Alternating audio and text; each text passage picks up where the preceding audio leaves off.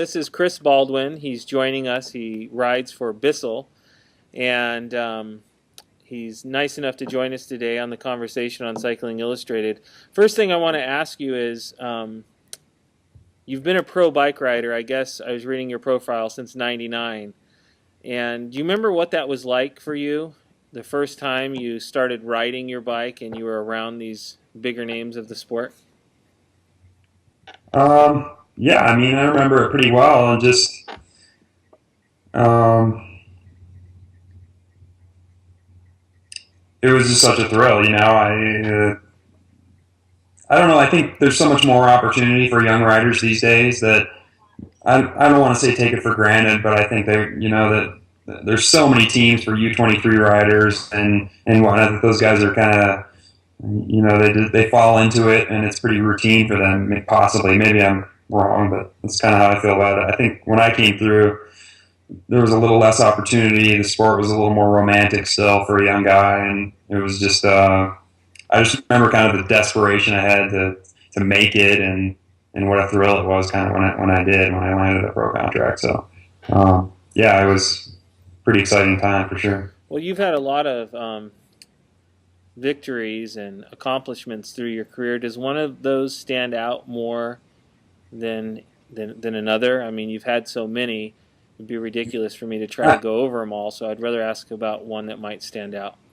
No, I would say honestly, I would say just the opposite. That I haven't had that many victories, or I've never been a prolific, result getter, winner. I've had a lot of kind of consistency in my career, a lot of podiums, and Well, I didn't mean that results. kind of But victories. What I meant is probably personal yeah, victories. I didn't mean, you're winning, every sure. stage every year, but every time you're placing in the top 10, I consider that a victory.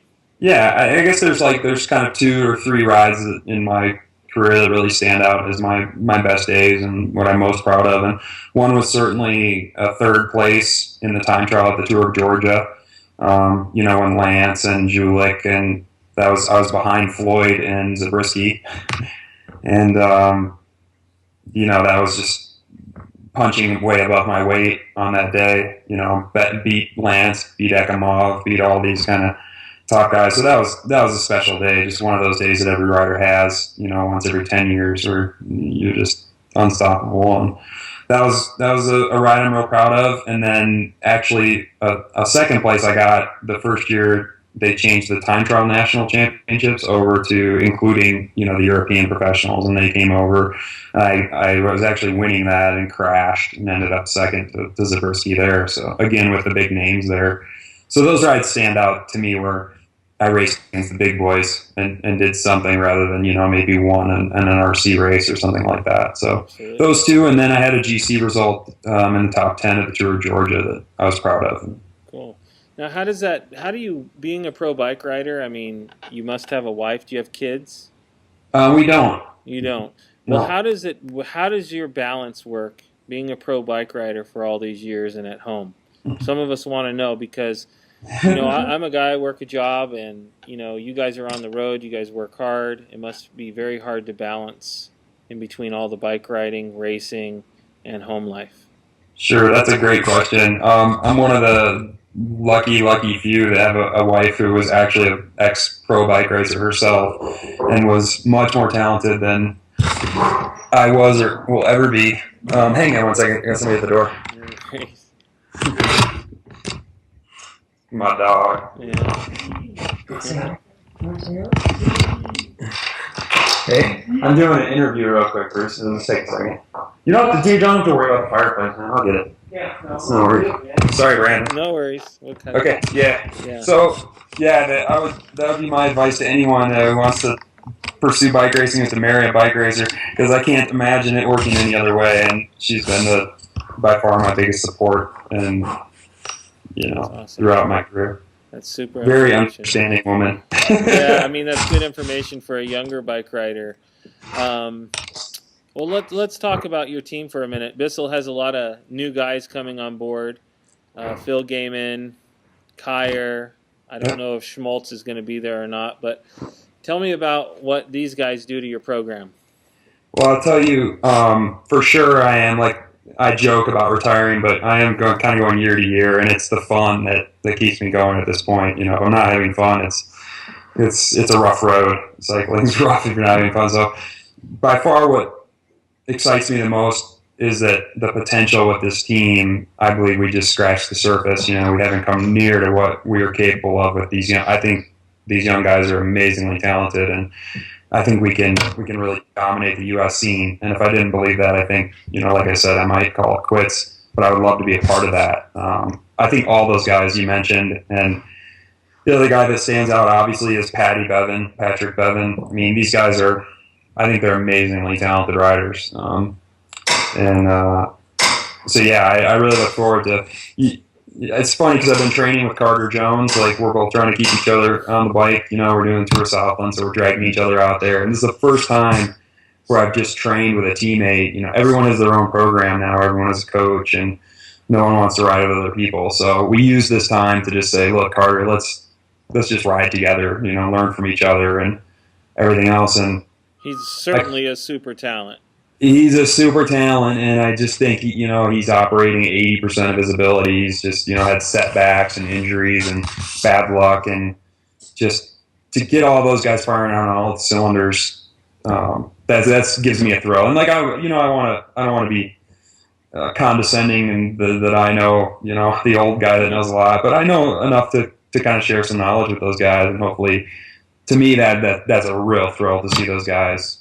To help those guys maybe reach a new level. So. Well, on this point, Ben Jacquemain, he was on the team, and now he's left to ride with Jamis.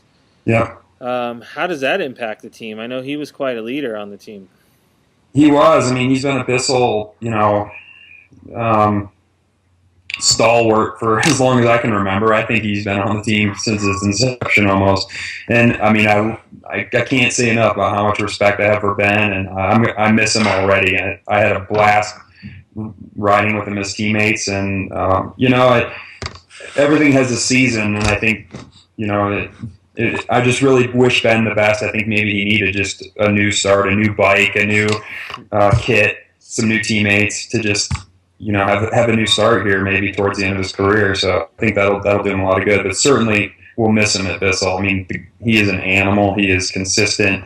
He's always throwing down, getting results, riding I've never raced with a more aggressive rider in my life. So right. Definitely gonna miss him. But take me inside take me inside your deal here. How pro leadouts work, and what is the specific role of getting a designated sprinter to the line first, and how does that work? Yeah, there is no one answer to that. That's a very everything's dependent upon other things, and there's no one way to answer that. We were lucky enough last year to have multiple sprinters, capable of winning when we had Patrick Bevan healthy, and then obviously with Eric Young, we have probably the fastest guy out there most days. You just have to decide kind of where you're going to place those guys. It's just important to maybe have somebody really fast behind your sprinter to keep those other sprinters off his wheel, that sort of thing. And then just using guys towards their strengths. Riders like Jeremy Venel and myself, we're not lead-out riders. We don't have much speed. We're skinny climber types, but we're strong enough, experienced enough that if, we're second or third people from the sprinter, we can still wind the speed up fast enough that Frank Pipp can take over and bring Eric Young to the line. So I think at Bissell we relied a lot more on experience as far as those lead outs than we did pure strength. We really don't have that strong of a lead out, but we put together pretty good lead outs with good timing. Well, it looks and good, like the Bissell train every time I'm out there. You guys like I said, I mean, I think a lot of knowledge and experience goes a long ways with that stuff. Not taking over too early, not taking over too late. And we got outridden a lot of times by Kelly Benefits and other good teams. So it's a toss up. But for me personally, I have a blast doing that because it's so far out of my wheelhouse. It really isn't something I've had to do it in the past with Ivan Dominguez or JJ Hayedo, or I've had those guys on teams where you better get it done because they'll win every time. Right. So I relish it. I mean, I have so much fun, and the older I get, the more fun I have doing things that don't suit me. Sure. Just, you know, it's just Well, kicks. you're an all arounder, and you just said you're kind of a self proclaimed climber. What makes those 5 minutes? I mean, what makes you be able to suffer or dig a little deeper than the next guy? Because it's obviously you can. You've been doing this a long time. But what can you tell a young guy who thinks he's a climber, but Sure. when Baldwin puts in that effort, they just can't stay on your wheel and they can't figure out why. What can you tell us? To be perfectly honest, I'm really more of a fan of doing your homework than any particular trick on come race day. You can fake it a little bit, and you can certainly suffer more than the next guy. But in what I've learned in my career is, if you haven't done your homework, if you're not prepared properly, you're the train before the race. If you haven't been training harder than the race is going to be, the race is going to be really hard. So I'm a firm believer in doing the proper training, and then even the things leading up to the climb in the race. The eating properly before you get to the climb, fueling properly, hydrating, saving all your energy, every ounce of your energy by sitting in the group in the right place. To me, if I do those things, the confidence is there, and I can dig as hard as I need to. But for a guy who just wants to shortchange the homework and try to show up and suffer, he may get it one time out of 10, but he's going to lose 9 times. Just doing the homework. Yeah. That's good knowledge. Well, what is it? I mean, every year, we're not getting any younger. Do you ever see yourself as a director, helping out the younger riders for the long term? I don't. I have a real thrill helping riders maybe with their training, so maybe I could see some coaching or something in my future, but I don't see directing. The travel is my least favorite part of the gig. Yeah. So I'll be thrilled when the travel's over, and wouldn't want to perpetuate the travel. Now, I have a really hard question for you because I ask this a lot, but do you have more pain of discipline in your career or more regret?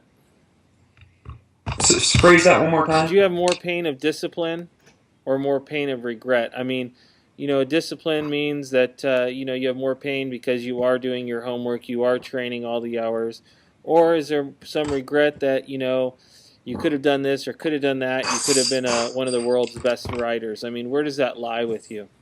That's a great question, and I think it really hits home with me. It's a very good question, and I would firmly put myself in the former category intentionally. I mean, I think if there's anything I had throughout my career, it was a belief or a knowledge that time was going by very fast, and that I wasn't going to be 23 forever, and I knew I was going to be 35 before I knew it. So I wanted to make the most of. I tried to make the most of every minute I had in cycling, and I certainly never. There are very few times when I underprepared. I knew that I didn't have many opportunities, and I was going to take advantage of every one. So no, I'll retire.